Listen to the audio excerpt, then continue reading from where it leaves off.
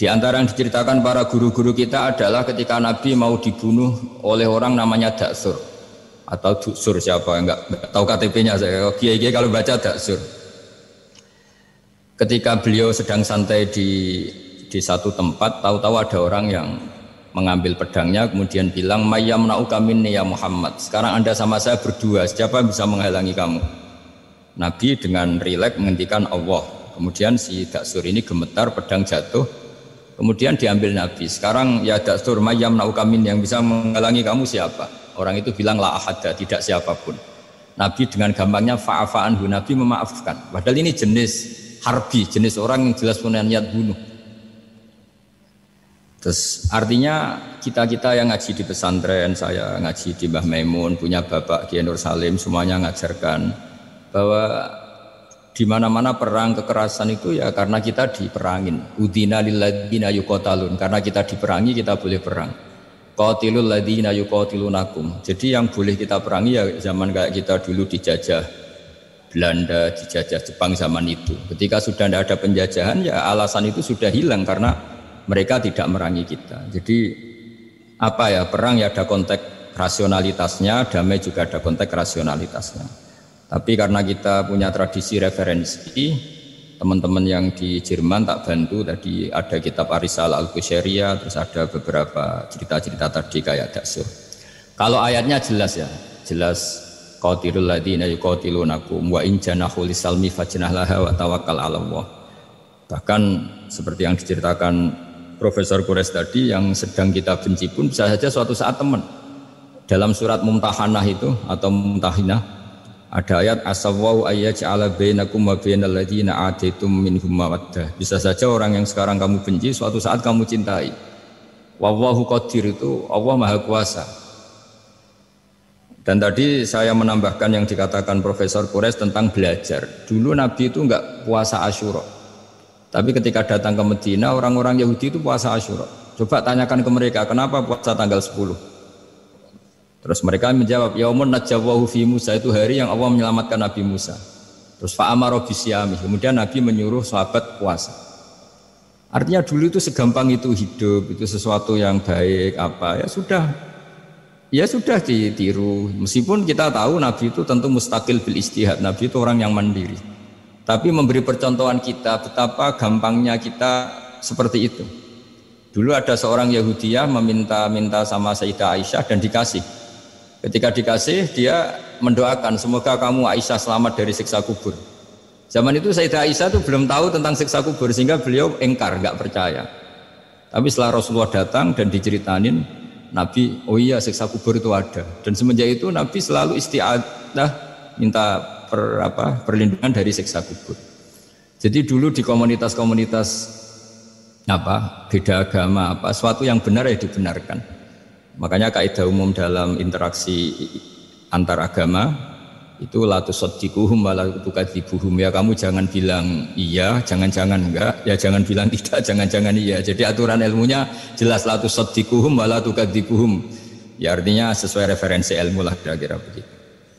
Terus yang terakhir, ini saya mohon maaf sama komunitas di Jerman karena saya ini pura-puranya aja sibuk. Karena saya kira ini seberapa jam lagi saya ngajar ini. Nanti kalau saya tidak ngajar di sini yang ngundang agak-agak dosa. Jadi supaya sama-sama tidak dosa, ini saya ya nuruti jenengan. Tapi ya karena saya ngajar ini juga yang datang orang macam-macam. Ada yang Kalimantan, Sumatera mau ngaji di sini. Ini seberapa jam lagi saya ngaji Sahih Muslim.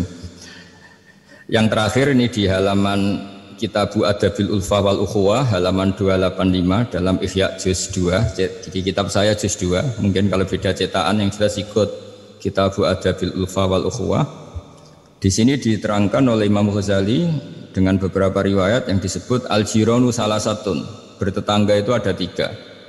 Jarun lahu hakun wahid, ada tetangga yang punya hanya satu hak. Wa jarun lahu haqqani wa jarun lahu salah satu hukukin.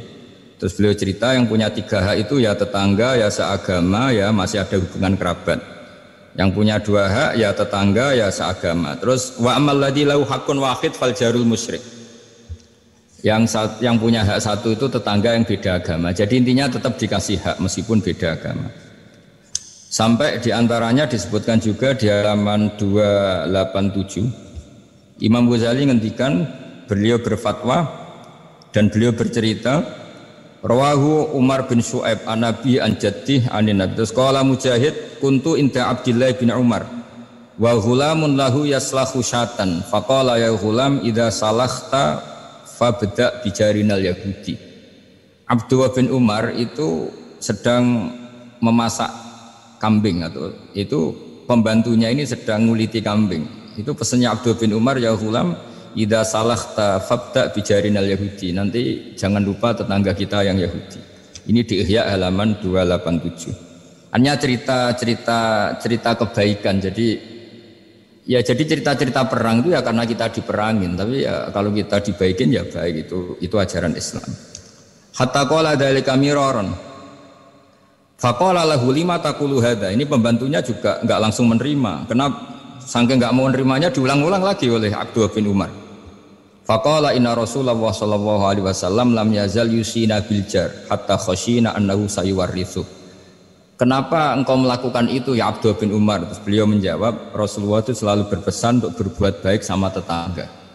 Tadi kita tahu kalau tetangga punya 3 hak, berarti seagama, ada hubungan kerabat, hakul jar, berarti 3. Ada yang seagama dan tidak punya hubungan kerabat, berarti punya 2 hak, yaitu satu agama dan kerabat. Ada yang punya 1 hak saja, ya tidak keluarga, tidak seagama, tapi karena tetangga itu juga tetap punya hak. Dan itu pun masuk kategori lam yazal yusina bil jar, termasuk orang-orang yang harus kita baikin.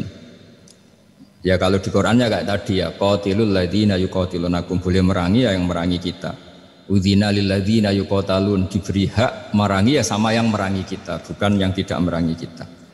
Terus waqala Hisam, kanal Hasanu la yara ba'san antut imal jarul yahudiyya wan nasraniyya min udkhiyatik. Bahkan sebagian ulama di sini disebut Hasan Basri berpendapat kalau berkorban, kalau punya tetangga Yahudi yang butuh nggak apa-apa dikasih dagingnya. Ini di halaman Ihya 287 juz 2. Jadi dari cerita-cerita itu dan referensi-referensi itu, teman-teman di Jerman nggak usah khawatir lah kalau kiai-kiai kayak kita itu berfatwa nggak boleh berkomunitas internasional nanti takut begini-begini, ndak lah. Kita bacanya ya sama seperti yang dibaca Profesor Kures, sama yang dibaca guru-guru kita. Jadi itu kalau boleh dikatakan sumbangan saya lah, bahwa di kita di pesantren itu ajaran-ajarannya juga seperti itu. Dan tadi beberapa kita saya sebutkan halamannya supaya bisa dicari, supaya tidak kelihatan hoax, juga tidak bikinan saya gitu, supaya jelas itu. Dan saya mohon maaf karena nggak bisa ngikuti sampai selesai, tapi saya ngapresiasi, semoga jadi syawal yang baik, minal aidin wal faizin. Minal aidin artinya kita kembali menjadi ahli surga. Saya termasuk yang sependapat dengan kitab yang saya baca. Dulu kita ini ahli surga karena Nabi Adam lahirnya di surga dan diciptakan di surga. Karena satu kesalahan beliau harus kembali ke bumi. Dan setelah puasa itu selesai, diterima, kita kembali ke ahli surga lagi. Maksud minal aidin, kita kembali lagi berstatus sebagai ahli apa?